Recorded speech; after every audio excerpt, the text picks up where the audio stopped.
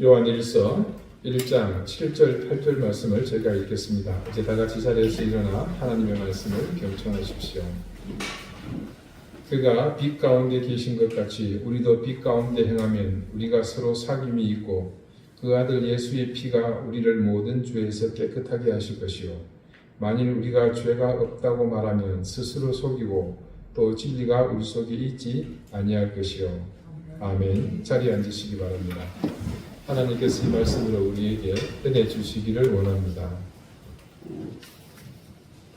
구약 성경 민수기 22장 21절 이하에는 마치 동화 같은 이야기가 있습니다.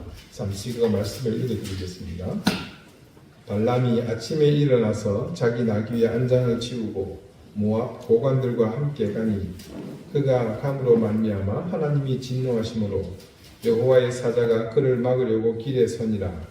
발람은 자기 나귀를 탔고 그의 두 종은 그와 함께 있더니 나귀가 여호와의 사자가 칼을 빼어 손에 들고 길에 선 것을 보고 길에서 벗어나 밭으로 들어간지라.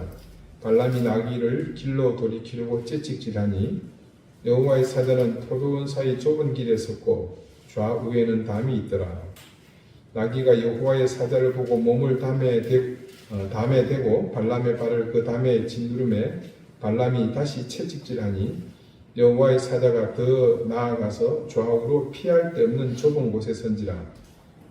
나귀가 여호와의 사자를 보고 발람 밑에 엎드리니 발람이 노하여 자기 지팡이로 나귀를 때리는지라. 여호와께서 나귀 입을 여시니 발람에게 이르되 내가 당신에게 무엇을 하였기에 나를 이같이 세 번을 때리느냐. 발람이 나귀에게 말하되 네가 나를 거역하기 때문이니 내 손에 칼이 있었다면 곧 너를 죽였으리라. 나귀가 발람에게 이르되 나는 당신이 오늘까지 당신의 일생 동안 탄 나귀가 아니냐. 내가 언제 당신에게 이같이 하는 버릇이 있었더냐. 그가 말하되 없었느니라. 그때에 여호와께서 발람의 눈을 밝히시매 여호와의 사자가 손에 칼을 빼들고 길에 선 것을 그가 보고 머리를 숙이고 엎드리니 여호와의 사자가 그에게 이르되 너는 어찌하여 네 나귀를 이같이 세 번 때렸느냐. 보라 내 앞에서 네 길이 사악함으로 내가 너를 막으려고 나왔더니 나귀가 나를 보고 이같이 세 번을 돌이켜 내 앞에서 피하였느니라. 나귀가 만일 돌이켜 나를 피하지 아니하였다면 내가 벌써 너를 죽이고 나귀는 살렸으리라. 발람이 여호와의 사자에게 말하되 내가 범죄하였나이다. 당신이 나를 막으려고 길에 서신 줄을 내가 알지 못하였나이다. 당신이 이를 기뻐하지 아니하시면 나는 돌아가겠나이다. 여호와의 사자가 발람에게 이르되 그 사람들과 함께 가라. 내가 네게 이르는 말만 말할지니라. 발람이 발락의 고관들과 함께 가니라. 발람이라는 사람이 자기 소유의 나귀를 타고 하나님이 진노하시는 그 길을 갔었습니다. 그런데 주인을 태우고 가던 나귀가 그 길을 가로막고 칼을 들고 서 있는 하나님의 사자를 봤습니다. 그래서 그때 밭으로 피했습니다. 주인인 발람은 화가 났고 그래서 나귀를 째찍질했지만 이번에는 담으로 몸을 비비니까 나귀 몸하고 담 사이에 자기 다리가 낀 거예요. 짜증나죠. 또 때렸습니다. 근데 이젠 아예 엎드립니다. 그러자 지팡이로 더 세게 때린 거죠. 그렇게 세 번 맞고 나니까 세상천지에 나귀가 사람 말을 하는 겁니다. 간략하게 말하면 이런 내용입니다. 말씀을 보니까 나귀가 주인에게 반말을 하죠. 갑자기 사람 말을 하다 보니까 존댓말을 배울 생각 없었던 것 같아요. 이게 아이씨 왜 때려? 내가 뭐 어쨌는데 세 번이나 때리냐? 야, 너 같으면 안 때리겠냐? 네가 지금 내 말 안 듣잖아. 만약에 나한테 칼이 있었으면 넌 벌써 죽었어 임마. 너 지금까지 평생 나를 타고 다녔는데 내가 한 번이라도 그런 적 있냐? 없었지. 그 순간 나귀는 보고 발람은 보지 못했던 그 여호와의 사자를 볼 수 있게 되죠. 칼을 빼들고 있었습니다. 그러니까 발람이 놀라서 엎드렸죠. 여호와의 사자는 나귀의 행동에 대해서 변론을 하죠. 너 임마 네 나귀 아니었으면 너 벌써 죽었어. 발람은 여호와의 사자가 자기를 죽일 의도를 가지고 길을 막았었다는 사실을 그제 깨닫고 하나님이 진노하신 그 길을 가지 않겠다고 합니다. 과연 그 길이 무엇이길래 발람은 이런 엄청난 일을 겪고서야 비로소 멈추고 돌아선 것일까요? 그 일은 바로 앞선 본문에서 찾아볼 수 있습니다. 같은 민수기 22장 1절에서 3절 말씀입니다. 이스라엘 자손이 또 길을 떠나 모압 평지에 진을 쳤으니 요단 건너편 곧 여리고 맞은편이더라. 십볼의 아들 발락이 이스라엘이 아모리인에게 행한 모든 일을 보았으므로 모압이 심히 두려워하였으니 이스라엘 백성이 많음으로 말미암아 모압이 이스라엘 자손 때문에 번민하더라. 사건의 발달은 바로 여기서부터입니다. 말씀이 증언하는 대로 당시 모압의 왕이었던 발람이 아닙니다. 볼락도 아니고 발락. 이름이 비슷합니다. 아무튼 이 모압의 왕 발락이 이스라엘이 파죽지세로 몰려오는 것을 보고는 당황했습니다. 그래서 일을 벌이죠. 발락이 벌인 일은 그 다음 말씀에 상세히 기록되어 있습니다. 자신 앞에 닥친 이 위기를 타개하고자 발람이라는 점술가에게 사신을 보냅니다. 복채를 든든히 두둑하게 준비해서 이스라엘 백성을 저주해달라고, 그래서 이 땅에서 몰아내게 해달라고. 그런데 이 대목에서 다음과 같이 발람은 대답을 합니다. 그게 민수기 22장 8절에서 13절입니다. 발람이 그들에게 이르되, 여기서 그들은 복채를 두둑히 들고 온 그 모압의 왕 발락의 사신들입니다. 이 밤에 여기서 유숙하라. 여호와께서 내게 이르시는 대로 너희에게 대답하리라.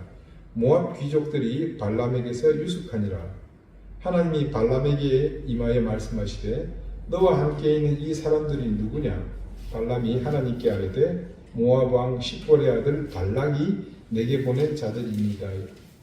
이르기를 보라, 애굽에서 나온 민족이 지면에 덮였으니 이제 와서 나를 위하여 그들을 저주하라. 내가 혹 그들을 쳐서 몰아낼 수 있으리라 하나이다. 하나님이 발람에게 이르시되 너는 그들과 함께 가지도 말고 그 백성을 저주하지도 말라. 그들은 복을 받은 자들이니라. 발람이 아침에 일어나서 발락의 귀족들에게 이르되 너희는 너희의 땅으로 돌아가라. 여호와께서 내가 너희와 함께 가기를 허락하지 아니하시느니라. 의외의 내용이 나오죠. 이 백성은 복을 받는 자들이다. 그래서 지금 온 그 사신들의 요구대로 하지 말라는 겁니다. 그래서 발람은 복채를 그것도 두둑히 들고 온 이 발락의 사신들에게 하나님이 기뻐하지 않는다고 사실대로 말하고 돌려보냅니다. 그런데 모압 왕 발락은 이에 포기하지 않고 특단의 조치를 합니다. 이번에는 복채가 아니라 더 좋은 조건을 들고 지난번 보냈던 사람들보다 더 지위가 높은 사람들을 보내서 회유합니다. 그들이 이 지위가 더 높은 새로 가는 사신입니다. 발람에게로 나아가서 그에게 이르되 십볼의 아들 발락의 말씀에 청하건대 아무 것에도 거리끼지 말고 내게로 오라. 내가 그대를 높여 크게 존귀하게 하고 그대가 내게 말하는 것은 무엇이든지 시행하리니 청하건대 와서 나를 위하여 이 백성을 저주하라 하시더이다. 내용을 보아하니까 요즘 말로 백지수표를 그냥 건넨 상황입니다. 그들의 제안에 발람은 역시 거절합니다. 발락이 그 집에 가득한 은금을 내게 줄지라도 내가 능히 여호와 내 하나님의 말씀을 어겨 덜하거나 더하지 못하겠노라. 자, 이 정도 되면 발람이 자신의 의중을 충분히 비쳤죠.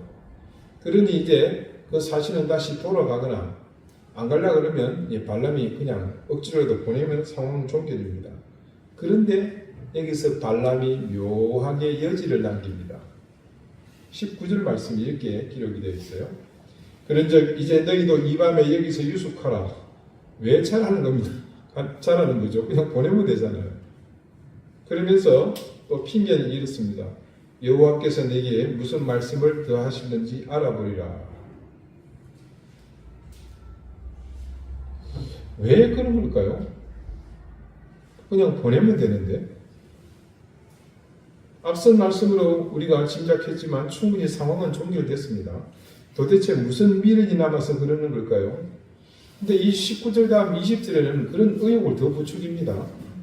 밤에 하나님이 발람에게 임하여 이르시되 그 사람들이 너를 부르러 왔거든 일어나 함께 가라. 하나님이 가라 그러십니다. 근데 말씀은요. 그러나 내가 네게 이르는 말만 준행할지니라. 이 말씀을 액면 그대로 보면 지금 하나님이 발람에게 그 사람들 따라가라고 말씀하시는 것 같습니다. 그런데 그 다음 말씀이 앞의 사실에 대해 뭔가를 알려주고 있는 것을 알 수 있죠. 조금 전에 말씀드린 것처럼 그러나 가기는 가겠지만 앞선 내용을 긍정한다기보다는 부정적 의미를 담고 있다는 것을 알 수 있습니다. 내가 네게 이르는 말만 가서 그대로 준행해라. 그래서 그런 사실을 더 의심하게 합니다. 결국 그 다음에 이어지는 행보, 즉 발람의 길을 가기 위해 채비하고 나귀에 올라타서 갔다는 것은 그것이 여호와 하나님이 기뻐하시는 길이 아님을 여기서 충분히 짐작하게 합니다. 그래서 아까 그 사단이 났던 겁니다. 그런데요, 여기서 잠시 지난 뒷부분으로 가면 민수기 31장에 이런 내용이 기록되어 있습니다. 7절과 8절인데요. 그들이 여호와께서 모세에게 명령하신 대로 미디안을 쳐서 남자들을 다 죽였고 그 죽인 자 외에 미디안의 5왕을 죽였으니 미디안의 왕들은 에위와 레겜과 수르와 후르와 레바이며 또 부올의 아들 발람을 칼로 죽였더라. 여기서 지금 칼에 죽은 이 발람이 바로 그 발람입니다.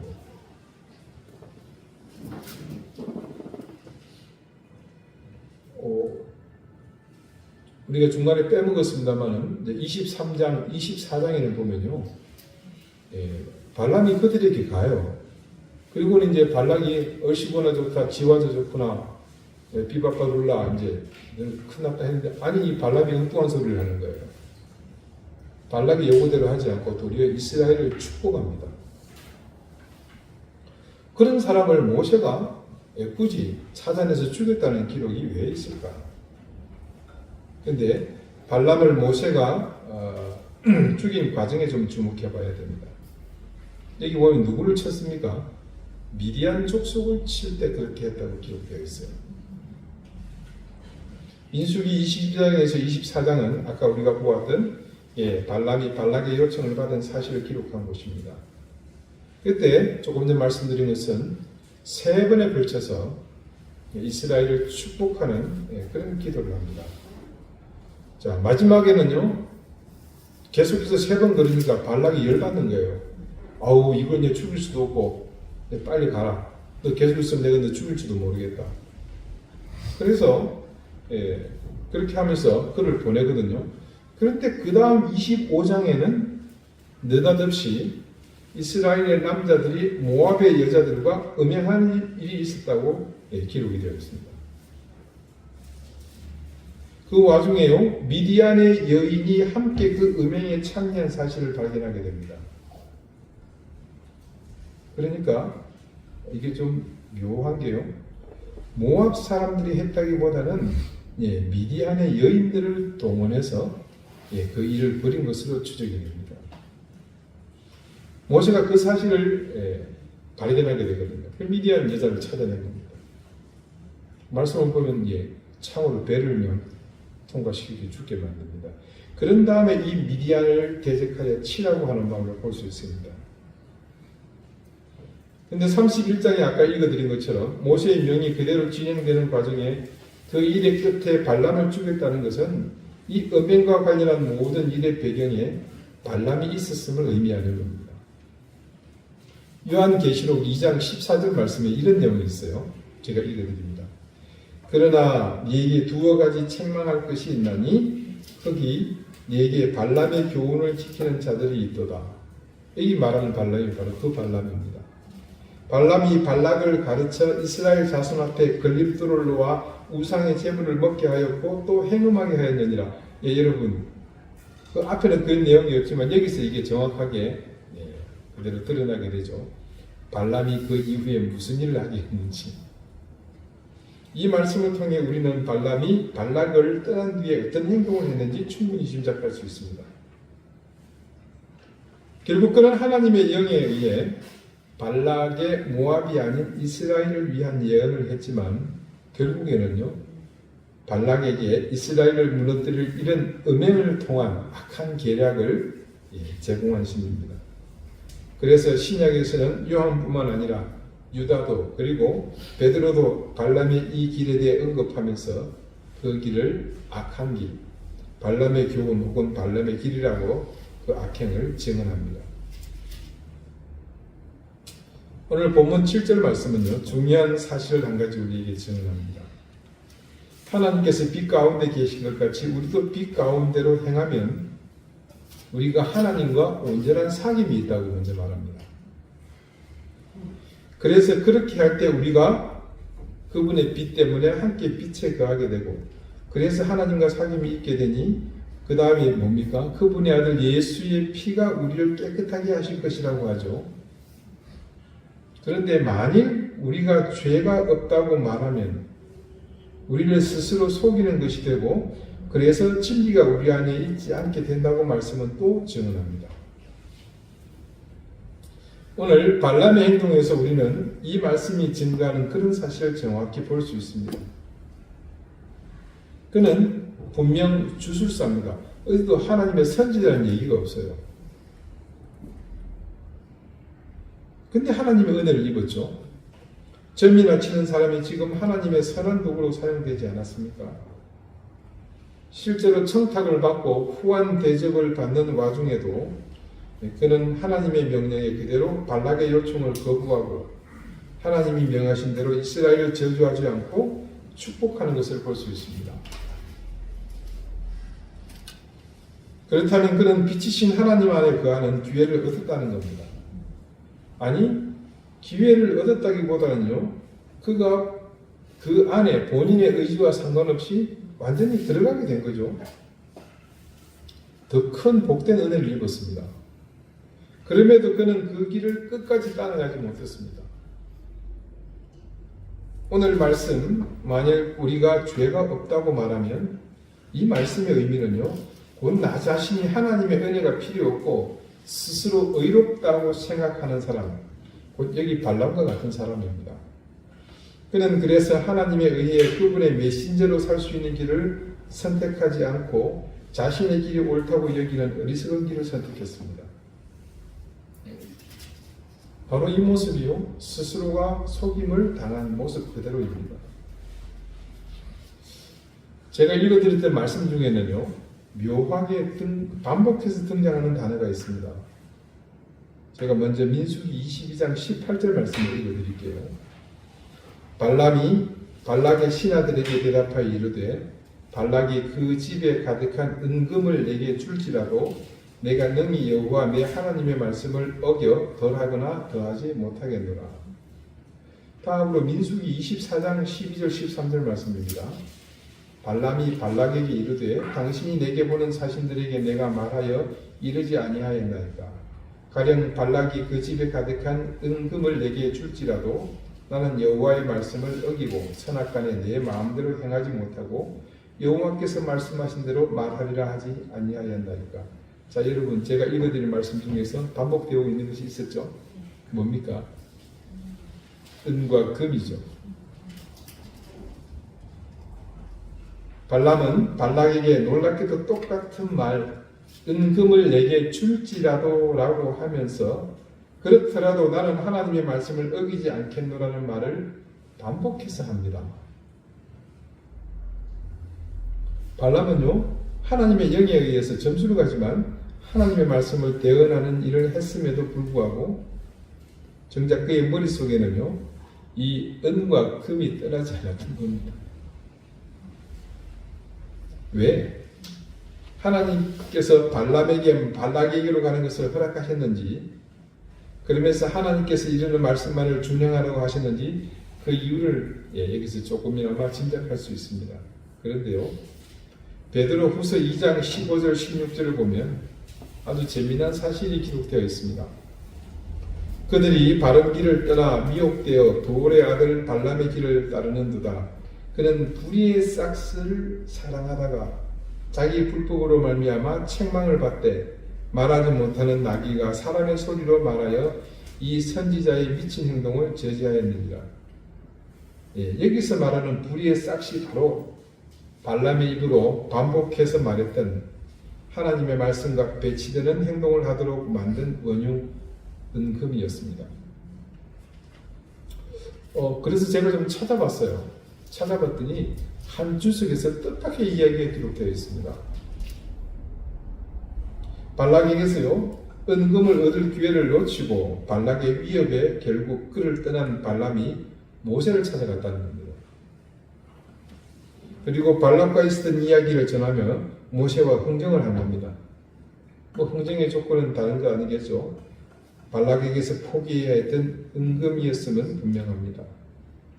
모세는 당연히 거절했고 결국 앙심을 품은 발람은 발락에게서 이스라엘을 무너뜨릴 방법으로 모압과 미디안의 여인들을 동원하여 이스라엘 남자를 유혹하는 일을 벌이도록 위해서 꾸민 겁니다.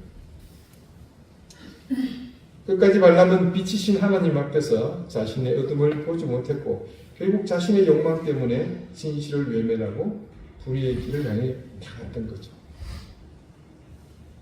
자, 이제 요한을 통해 듣게 된 이 말씀 속에서 우리 이야기를 한번 해봅시다. 여러분, 우리 가운데 힘든 일을 겪는 사람들에게 가볍게 건네주는 용기를 내라는 말이 있죠. 괜찮아. 잘 될 거야. 우리가 무의식 중에 자주 하는 말입니다. 괜찮아. 잘 될 거야. 힘든 일을 겪는 지체에게 이 말은 참 힘을 줍니다. 그리고 우리도 실제로 고난을 바라보는 자세로 모든 상황이 괜찮다고 그렇게 여기는 것은 아주 긍정적인 대처 방법입니다. 그런데 우리가 이 말을 적용할 때 반드시 주의해야 할 때가 있습니다. 그것은 바로 하나님의 뜻과 의지 앞에서 혹은 말씀 앞에서 내 의지가 꺾이지 않고 강력하게 대립할 때입니다. 사람은 의뢰 자신에게는 관대합니다. 그것은 나쁜 것이 아닙니다. 하지만 예외일 때가 있습니다. 네, 그렇습니다. 하나님 앞에서 내 자신이 관대해서는 안 됩니다. 우리가 하나님 앞에서 자신을 관대해서는 안 될 일이 과연 어떤 경우가 있겠습니까? 네, 이미 말씀드린 대로 하나님의 뜻과 내 생각이 같은 방향을 보지 않고 안타깝게도 마주보고 섰을 때, 그럴 때입니다. 위대한 신앙의 사람들, 우리가 적어도 그 이름 정도는 기억하고 있는 사람들은 모두가 하나님 앞에서 자신에게 관대하지 않았던 사람들입니다. 하나님의 뜻인 줄 알면서 순종하지 않고 내 고집대로 가면서 괜찮다라고 말하는 것은 실제로 괜찮지 않은 경우입니다. 오늘 8절 말씀이 전하는 상황이 바로 이런 경우를 말하는 거죠. 내가 습관적으로 괜찮다고 하는 것은 그것은 다른 말로 죄가 없다고 말하는 것과 같습니다. 그런데 죄가 없지 않습니다. 그런데도 불구하고 괜찮다고 말하는 것은 우리 자신을 스스로 속이는 거죠. 우리의 신앙이 성숙해지는 것은 일상에서 자주 만나게 되는 이 상황에서 우리 자신을 괜찮다라는 늪에서 건져내는 일입니다. 그래서 괜찮지 않은 상황, 조금은 힘들고, 조금은 귀찮고, 조금은 어렵고, 조금은 번거롭고, 때로는 창피하고, 수치스럽고, 더 나아가 희생을, 손해를 요구하는 그곳으로 나가는 것을 주저하지 않는 것입니다. 우리가 자신을 스스로 속일 수는 있습니다. 우리 잘 속이잖아요. 그래왔고. 그러나 그 속임으로 나는 속지만 내 영혼은 하나님 앞에서 속일 수가 없습니다. 사랑하는 우리 이등교회 교우 여러분, 우리는 요 근래 몇 주간 빛이신 하나님과 그 하나님의 빛으로 살아가는 우리의 생에 대해서 여러 가지 말씀을 함께 살펴보았습니다. 이 빛이 지금 꺼질 줄 모른다, 그죠? 여러 가지 말씀 중에서 한 가지 분명한 것은요, 하나님은 빛이라는 사실, 그리고 그분의 빛이 비친다는 것의 의미는 흔들림이 없다는 겁니다. 그리고 우리는 그 빛에 거하며 그리고 그 빛이 비치는 것을 그대로 보는 것이 할 수 있는 전부입니다. 그런데 우리가 빛에 대해서 거짓말하고 변명하고 감추려고 시도한다면 그것보다 어리석고 헛된 일이 또 어디 있겠습니까? 우리는 크고 작은 일에 반복해서 이런 경험을 하고 있습니다. 내가 하려는 일이 자꾸 신경이 쓰여요. 왜 그렇습니까? 하나님께서 이 길을 기뻐하지 않으실 수도 있겠다는 느낌적인 느낌이 주는 그런 느낌 때문에 그런 거죠. 그럴 때 이제는 주저하지 말고 하나님의 뜻에 내 생각과 의지를 내려놓고 하나님의 뜻에 순종합시다. 괜찮다, 잘 될 거야 라 하며 우리를 스스로 속이는 일을 이제는 하지 맙시다. 오늘 말씀이 뭐라고 증거합니까? 그렇게 하게 되면 우리 속에 진리가 없다고 말하지 않습니까? 그 진리가 없는 상황이 뭐겠습니까? 이 7절과 8절이 묘하게 순서가 연결이 되어 있죠. 그 앞에 말씀에서 말하는 우리가 빛 가운데 행하는 것과 그 빛의 실체이신 하나님과의 사귐이 없는 것을 말합니다. 그렇게 사귐이 없는 우리는 그분의 아들 예수의 피가 우리의 모든 죄를 깨끗하게 하시는 그런 은혜가 없는 사람이 되고 마는 겁니다. 여러분, 어렵게 생각하지 맙시다. 작은 일에서부터 힘들겠지만 시도해 봅시다. 이제껏 무작정 괜찮다고 했던 것에서 이제는 고민하고 기도하면서 하나님의 뜻을 향해서 나가던 방향을 돌이켜 그분의 길로 그 방향을 바꿔봅시다. 분명 지금 내가 꺾인 내 의지는 대체된 하나님의 의지로 인해 내가 기대했던 것보다 더 크고 놀라운 은혜로 우리에게 다가올 것입니다. 올해 2025년 대림의 시간에는 우리에게 습관적으로 괜찮다고 생각했던 것들, 잘 될 거야 라고 생각했던 것들에게서 벗어나 내 앞에서는 잘 안 되고 하나님 안에서 잘 될 거야 라는 믿음으로 더욱 복되고 은혜로운 대림의 시간이 되시기를 빕니다. 기도드리시겠습니다. 하나님, 우리가 하나님의 뜻 앞에서 내 생각이 부딪힐 때 무조건 괜찮다라고 말하지 않게 해주십시오. 우리의 생각과 의지가 하나님의 뜻과 같은 방향을 향하지 않으면 그 즉시 내 의지를 꺾고 하나님의 뜻을 향해 돌이키게 해주십시오. 빛이신 하나님 앞에서 우리 자신을 속일 수 없음을 분명히 깨닫고 그 빛의 길에 함께 서게 해주시고 그렇게 하나님과 사귐으로 우리 안에 예수 그리스도의 구속의 은총이 더욱 빛나게 해주십시오. 예수 그리스도 이름으로 기도드립니다. 아멘.